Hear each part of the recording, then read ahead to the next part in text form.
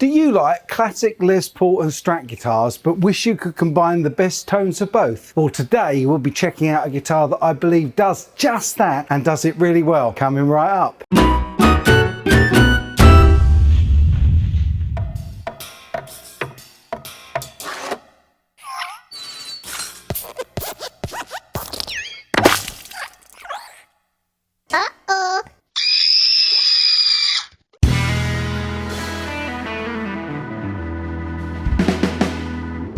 Before we get into it though, I want to take just a moment to let you know this video is time-stamped, so you can skip around to the bits that you're interested in or go back and listen to anything you'd like to hear again.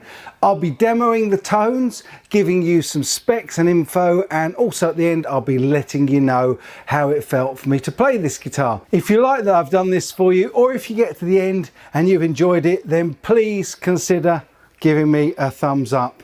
I really appreciate it when you do. As always, I do the demo and you guys do the review in the comments section. So please be sure to drop a comment and let me know what you think of today's guitar. Today we're going back to my trip to Germany and 42 Gear Street number 2, where I was lucky enough to play some truly exquisite guitars and noodle around on anything that took my fancy. Well, there was one Friedman guitar that really caught my eye, and possibly because it was not one of their relics. Everyone knows that I'm not a huge relic fan, and despite Freidman possibly doing the best in the business in relics, I still much prefer their shiny guitars, or the ones with pretty tops as Dave calls them. Oh, we make both. There you go. So yeah, we make nice ones and none. And bashed up ones. Bashed up ones. Dave has been working closely with Grover Jackson for a number of years now, and there seems to be a great energy and synergy between them. So I became aware of Dave Freidman and the incredible work he was doing with amplifiers and how he had sort of amalgamated modern amp theory with vintage amp theory and was making great sounding amps.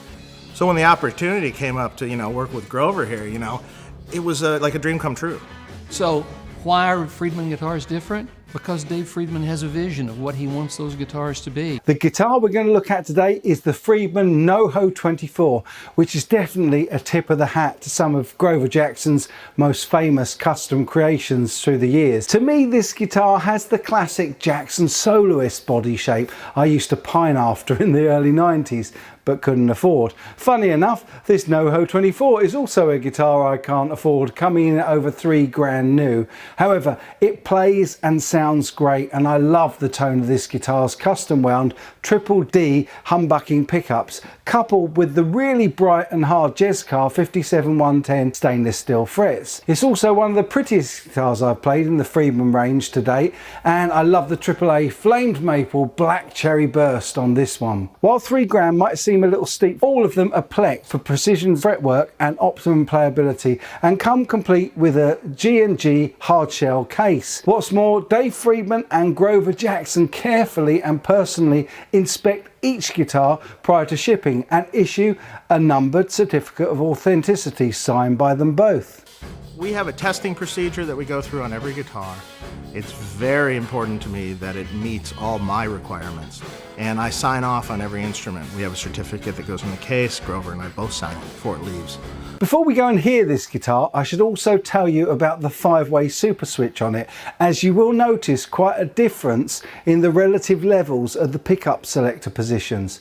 This is intentional, as you get the classic twin humbucker sounds of a Les Paul in the positions 1, 3 and 5, but in the 2 and 4 positions you get the two legendary sounds of the classic 2 and 4 positions on a Strat, as the coils are split into singles and then combined to give you those famous tones. So it really is the best of both Les Paul and Strat guitars, the two classics. So listen out for the drop in volume in positions 2 and 4, but that lovely chimey Strat tone that happens there too. Okay, as always, the demo we've been doing through the Pocket Pod, so you can reference this guitar against almost every other guitar I've previously demoed for you. So let's rather predictably start with the cleans.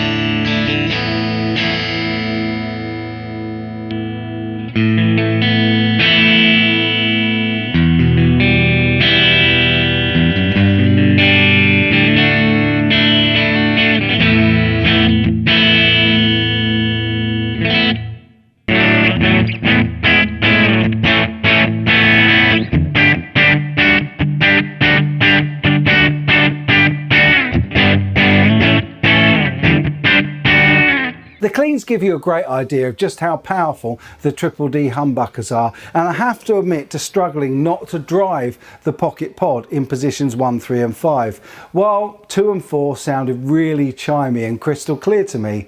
I knew I was going to be in for some serious drive on the Crunch channel though, and I wasn't disappointed.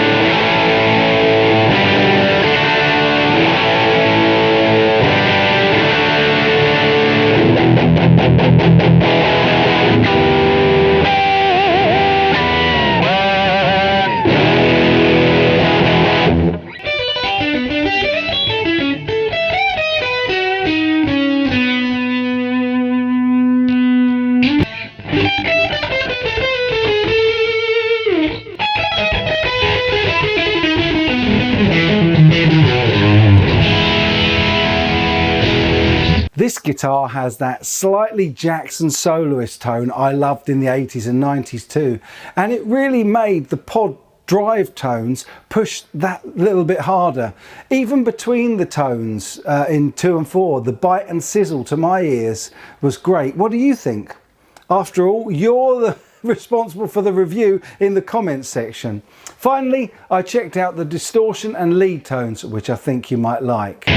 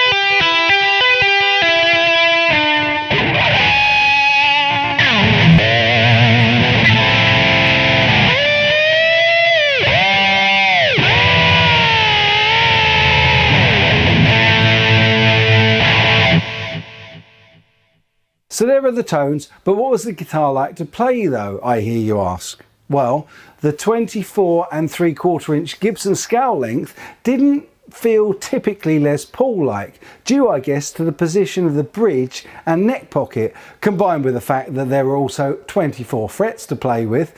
The fingerboard compound radius 10 to 14 inches gave the guitar a modern and highly playable feel too. Freidman have got this just right for the type of player that will gravitate to this style of axe. It was clear that the guitar had been plecked, and as a result the action of the 10 to 46 gauge strings it had on it was super low and much lower than I usually like these days. The modern slim taper neck was also thinner than my usual preferred chunky necks, but the good stuff satin finish was so smooth and a joy to play, allowing me to glide over the neck effortlessly.